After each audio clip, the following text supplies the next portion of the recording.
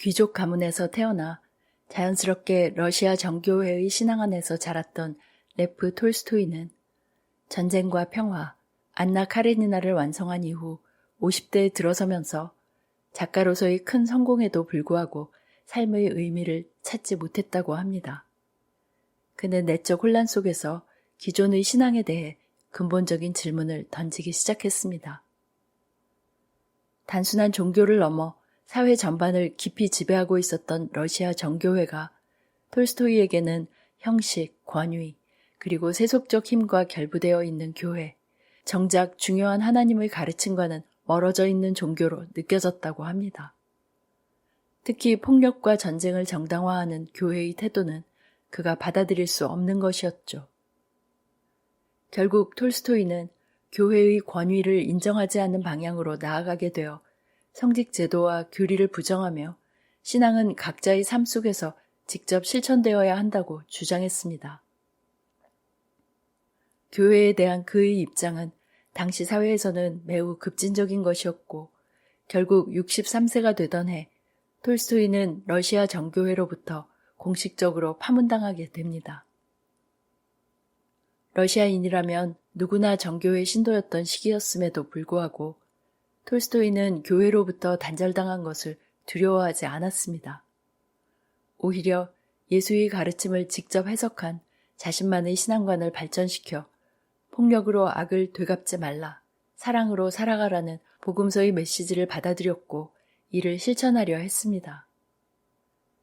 그의 이러한 사상은 훗날 마하트마 간디에게도 큰 영향을 미치게 됩니다.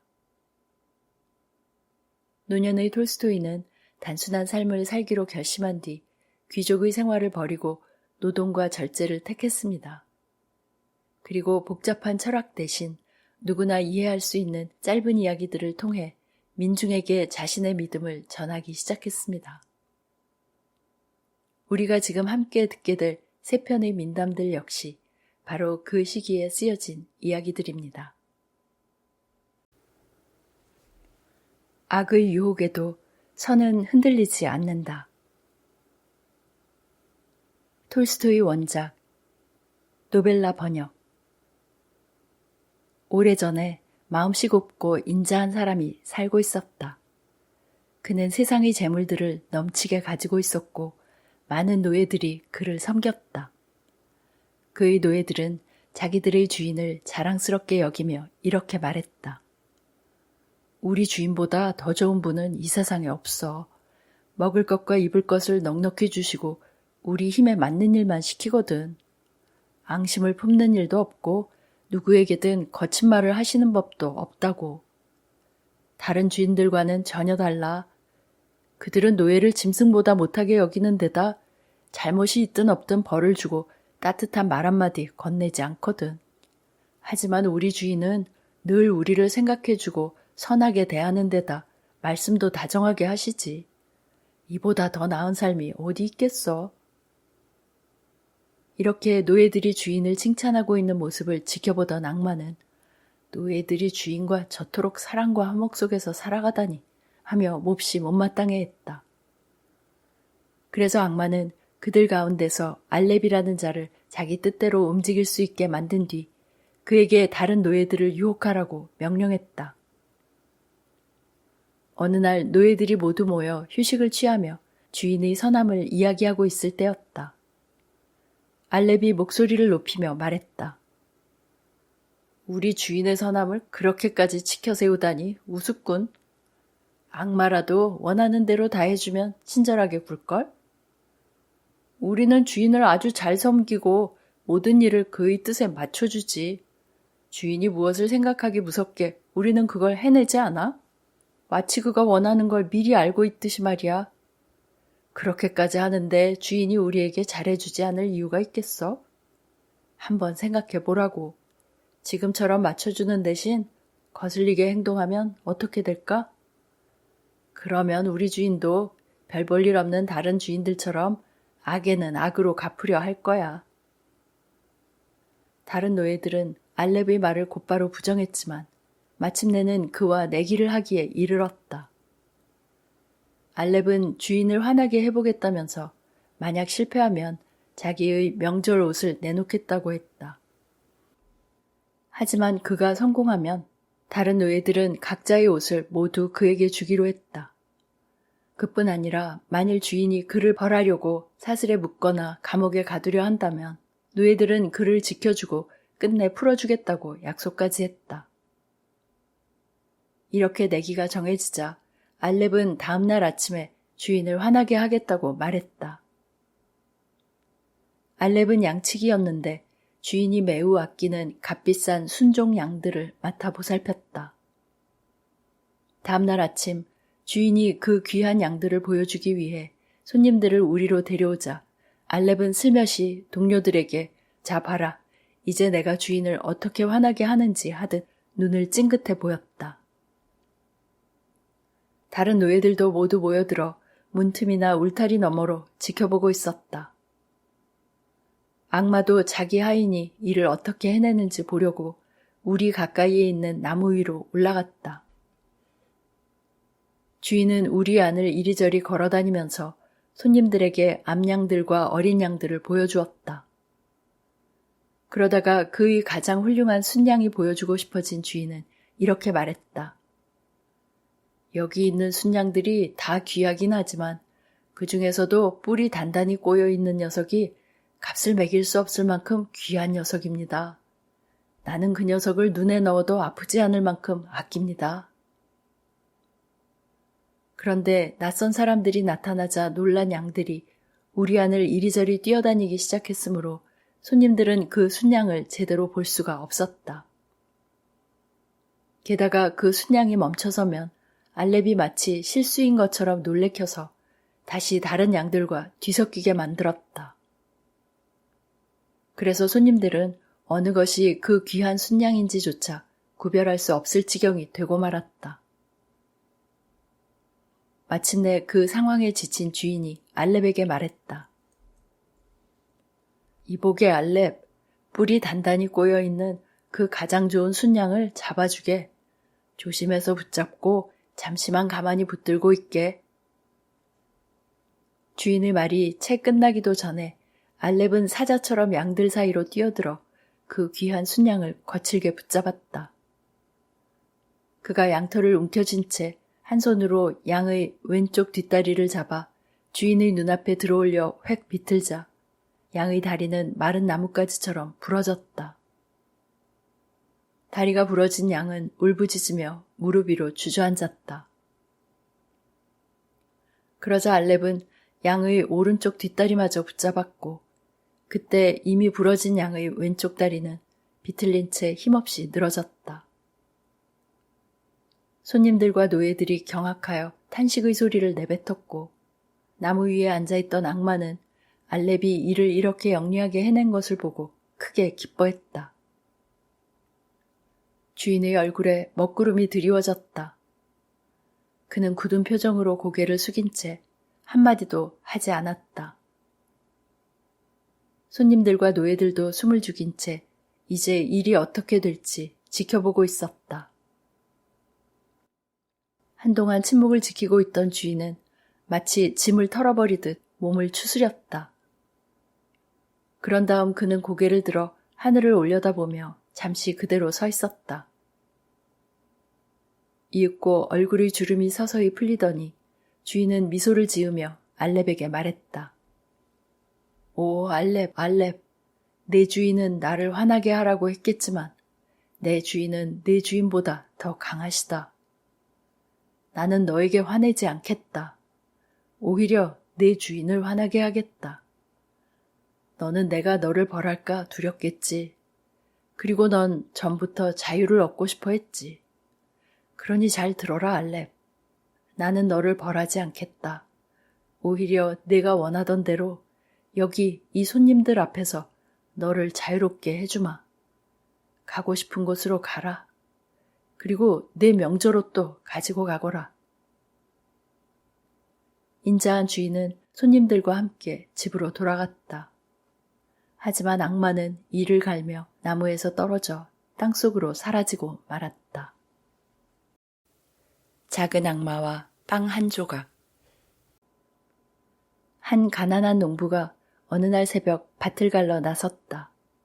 그는 아침으로 먹으려고 빵 조각 하나를 챙겨갔다. 농부는 쟁기를 준비하고 빵을 겉옷에 싸서 덤불 아래에 두고 일을 시작했다. 얼마 지나 말이 지치고 그도 배가 고파지자 농부는 쟁기를 멈추고 말을 놓아주어 풀을 뜯게 한 뒤 겉옷과 아침 식사를 가지러 갔다. 그는 겉옷을 들어 올렸지만 빵이 보이지 않았다. 주변을 살펴보고 또 겉옷을 뒤집어보고 털어도 보았지만 빵은 없었다. 농부는 도무지 이해가 되지 않았다. 참 이상하군. 그는 생각했다. 아무도 지나가는 걸 보지 못했는데 누가 와서 빵을 가져갔단 말인가? 농부가 밭을 가는 동안 빵을 훔쳐간 것은 작은 악마였고 바로 그 순간 덤불 뒤에 앉아서 농부가 욕을 하며 악마를 부르기를 기다리고 있었다. 농부는 아침거리를 잃어버린 것이 못내 아쉬웠지만 어쩔 수 없지. 굶어 죽을 일은 아니니까. 그게 누구였든 가져간 사람이 더 필요했을 테고 그에게 잘된 일이면 좋은 게지. 그는 우물로 가서 물을 조금 마시고 잠시 쉬었다. 그런 다음 말에게 다시 멍에를 씌우고 밭을 갈기 시작했다. 악마의 부하인 작은 악마는 농부가 죄를 짓게 만드는 데 실패한 것이 못마땅해 풀이 죽은 채 그의 주인인 악마에게 가서 무슨 일이 있었는지 보고했다. 그는 악마에게 자기가 농부의 빵을 훔쳤다는 것과 농부가 저주하기는커녕 그에게 잘된 일이면 좋은 게지 라고 말했다는 것을 털어놓았다. 악마는 화를 내며 이렇게 말했다. 그 인간에게 당했다면 그건 전적으로 네 잘못이다.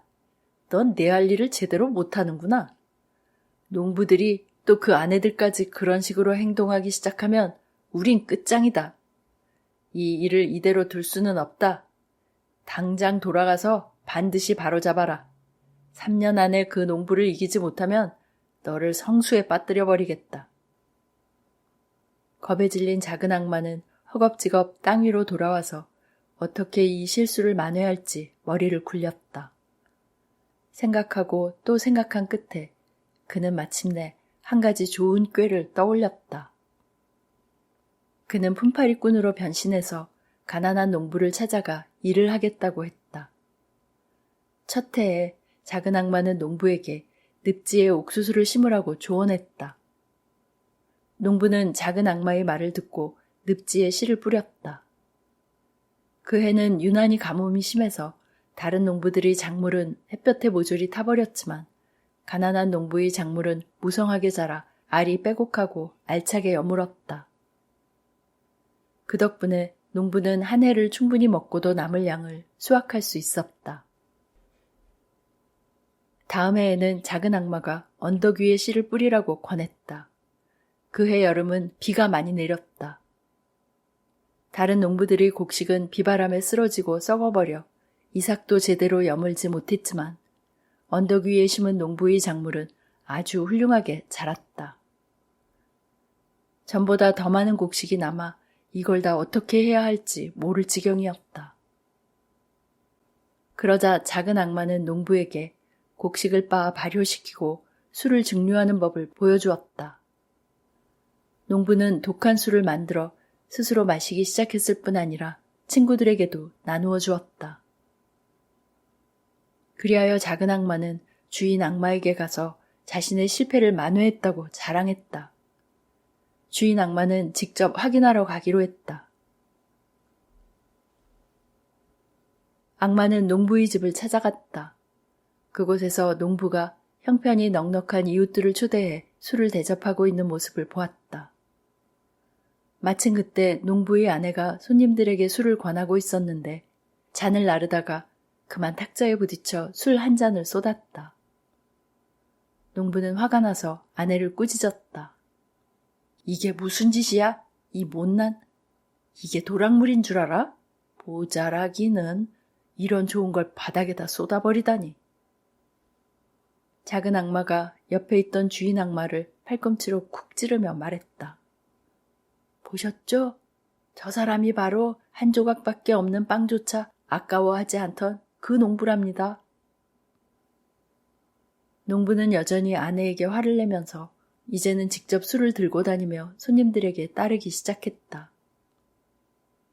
바로 그때 하루 일을 마치고 집으로 돌아가던 가난한 농부가 초대도 받지 않은 채 들어왔다.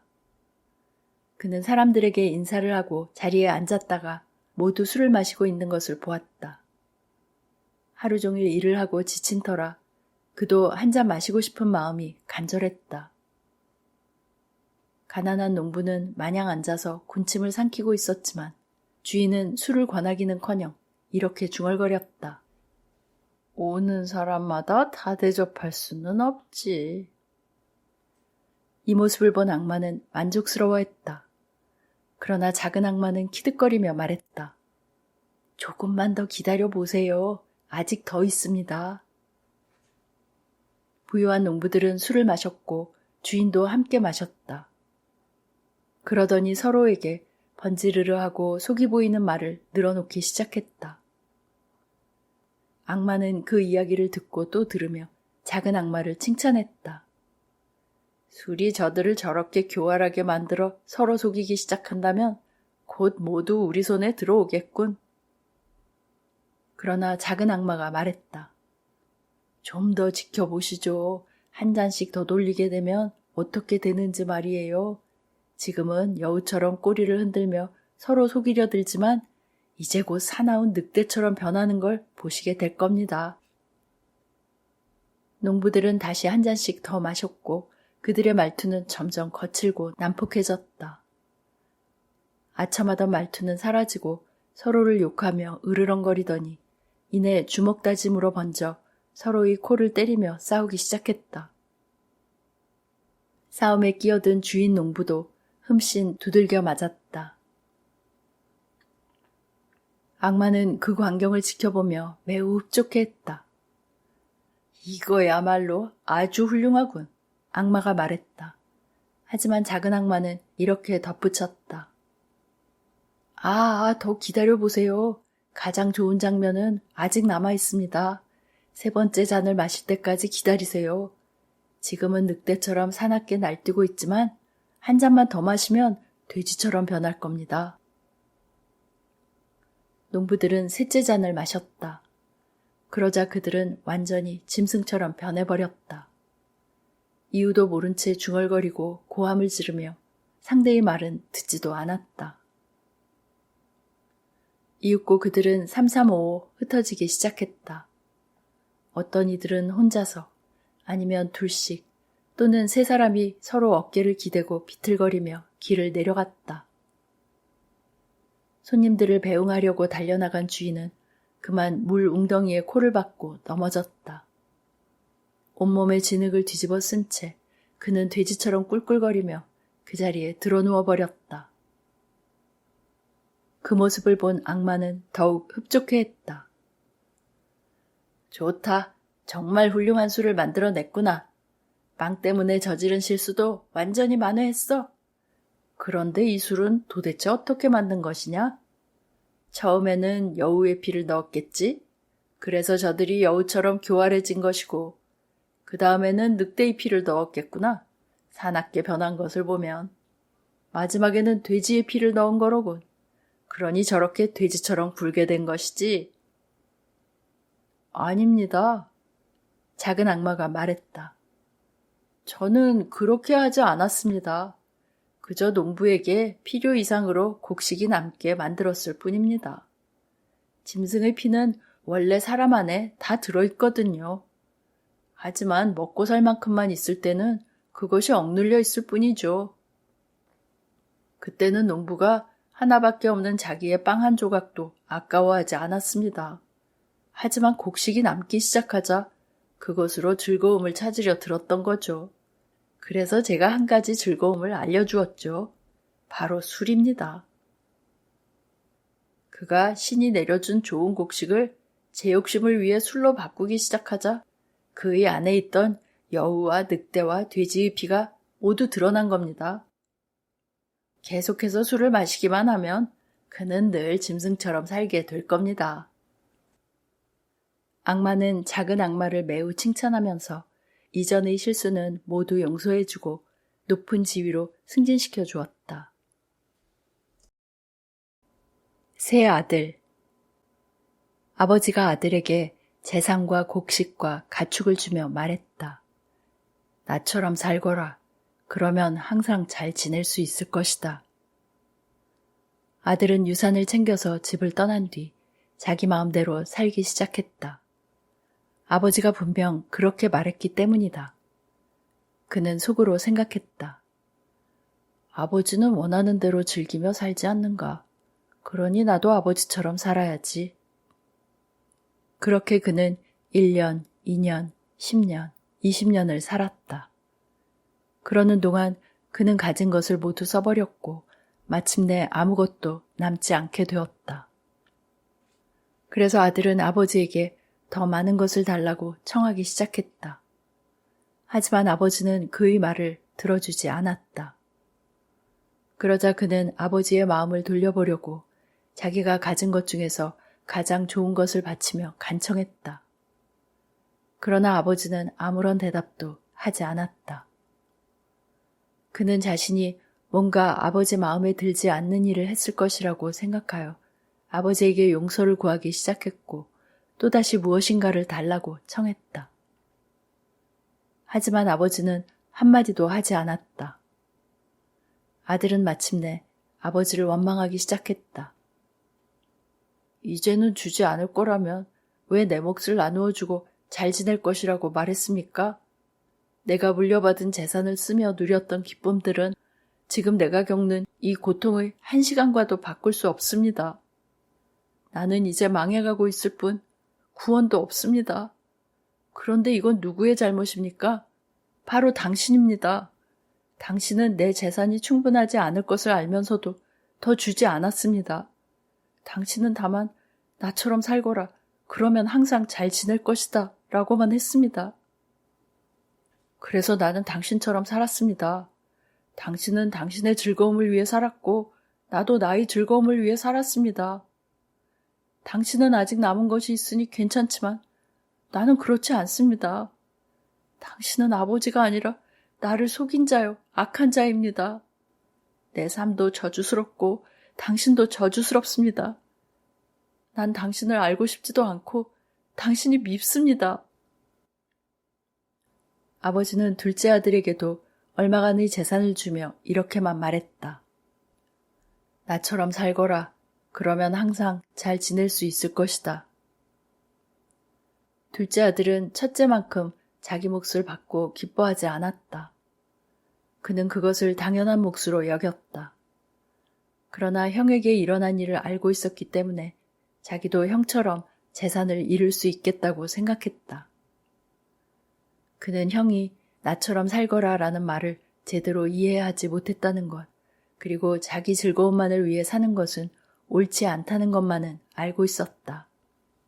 그래서 그는 나처럼 살거라는 말을 깊이 생각해보기 시작했다. 그는 아버지가 했던 것처럼 아버지가 준 재산을 잘 불려야 한다고 생각했다. 그래서 이런 일은 어떻게 해야 하며 저런 일은 어떻게 해야 하는지 아버지에게 물었지만 아버지는 아무 대답도 하지 않았다. 그러자 그는 아버지가 자신에게 알려주기를 꺼린다고 생각했다. 그래서 스스로 알아내려고 아버지의 모든 것을 하나하나 뜯어보기 시작했다. 그러는 동안 그는 아버지에게서 받은 것들을 모두 망가뜨리게 되었고 새로 하는 일마다 소득은 전혀 얻지 못했다. 그러나 그는 자신이 모든 것을 망쳐놓았다는 사실을 인정하려 들지 않았다. 그래서 그는 괴로움 속에 살면서 아버지는 아무것도 주지 않았고 모든 것은 자신이 이루어낸 것이라고 말하고 다녔다. 우리는 누구나 점점 더 잘할 수 있고 곧 모든 것이 좋아질 것이다. 둘째 아들은 이렇게 말하며 아버지에게서 받은 것이 조금이라도 남아있는 동안은 그렇게 버텼다. 그러나 마지막 남은 것까지 모두 써버리고 더 이상 먹고 살 것이 없게 되자 그는 스스로 목숨을 끊었다. 아버지는 셋째 아들에게도 같은 양의 재산을 주며 말했다. 나처럼 살거라. 그러면 항상 잘 지낼 수 있을 것이다. 셋째 아들은 첫째와 둘째처럼 재산을 받고 아버지 곁을 떠났다. 그러나 그는 형들에게 어떤 일이 일어났는지를 잘 알고 있었기 때문에 나처럼 살거라. 그러면 항상 잘 지낼 수 있을 것이다. 라는 말의 의미를 곰곰이 생각해 보았다. 첫째 형은 아버지처럼 산다는 것이 자신의 즐거움을 위해 사는 것이라고 여겼고 결국 모든 재산을 탕진하고 망해버렸다. 둘째 형은 아버지처럼 산다는 것이 아버지가 한 일을 그대로 하는 것이라고 여겼고 그 역시 절망에 빠지고 말았다. 그렇다면 도대체 아버지처럼 산다는 것은 무엇을 뜻하는 것일까? 셋째 아들은 아버지에 대해 자신이 알고 있는 모든 것을 떠올려 보았다. 그러나 아무리 생각해 보아도 아버지에 대해 생각할 수 있는 것은 다른 것이 아니었다. 예전에는 아무것도 없었고 자기 자신조차 존재하지 않았다는 것. 그런데 아버지가 자신을 낳아 기르고 교육시켰고 좋은 것은 모두 가르쳐주고 나누어 주었다는 것. 그리고 이렇게 말해 주었다는 것이었다. 나처럼 살거라.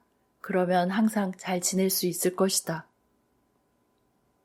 물론 아버지는 형들에게도 그렇게 했다. 생각하면 할수록 아버지에 대해 떠올릴 수 있는 것은 그분이 자기와 형제들에게 선을 베풀었다는 사실 뿐이었다. 그때서야 그는 아버지의 말을 깨달았다. 아버지처럼 살라는 것은 아버지가 하신 대로 하는 것, 곧 사람들에게 선을 베푸는 것이라는 사실을 알게 된 것이다. 그가 그렇게 생각했을 때 아버지는 이미 그의 곁에 와 있었고 이렇게 말했다. 이제 우리가 다시 함께 있게 되었구나. 그러니 너는 항상 잘 지낼 것이다. 가서 네 형과 나의 모든 자식들에게 나처럼 살라는 말이 무엇을 뜻하는지 전하거라. 그리고 나처럼 사는 사람은 언제나 잘 지내게 된다는 것도 말하거라. 셋째 아들은 형에게 이 모든 것을 전했다. 그때부터 아버지에게서 재산을 받는 자식들은 재산이 많다는 사실 때문에 기뻐하는 것이 아니라 아버지처럼 살 수 있게 되었으며 언제나 잘 지낼 수 있다는 것 때문에 기뻐하게 되었다. 아버지는 하나님이고 그 아들들은 사람들이다. 그리고 그 재산은 삶이다. 사람들은 하나님 없이도 혼자 살아갈 수 있다고 생각한다. 어떤 이들은 이 삶이 단지 기쁨을 누리기 위해 주어진 것이라고 여기며 살아간다. 그들은 즐기며 살다가 그 삶을 모두 낭비하고 만다. 그리고 죽음이 다가오게 되면 왜 이런 삶이 주어졌는지 이해하지 못한다. 그 삶의 기쁨은 결국 고통과 죽음으로 끝나기 때문이다. 그래서 그들은 하나님을 원망하고 저주하며 그분에게서 떠나간다. 이들이 첫째 아들이다. 어떤 사람들은 그들에게 주어진 삶이란 그것이 어떻게 이루어졌는지를 이해하려 노력하고 더 나은 삶으로 만들라고 하나님이 주신 거라고 생각한다. 그래서 그들은 그것을 바꾸려고 더 좋게 만들려고 애쓴다. 그러나 그렇게 삶을 고치고 바꾸려다 보면 오히려 그것을 망쳐버리고 결국 스스로 삶을 끝내고 만다. 이들이 둘째 아들이다. 또 다른 사람들은 이렇게 말한다. 우리가 하나님에 대해 아는 것은 그분이 사람들에게 선을 베풀고 또 우리도 그렇게 하라고 명하신다는 것뿐이다. 그러니 우리도 그분이 하시는 것처럼 사람들에게 선을 베풀자. 그들이 그렇게 하기 시작하는 순간 하나님께서 친히 그들에게 다가와 이렇게 말씀하신다. 바로 이것이 내가 원했던 것이다. 내가 하는 일을 너희도 함께 하여라. 내가 사는 것처럼 너희도 그렇게 살게 될 것이다.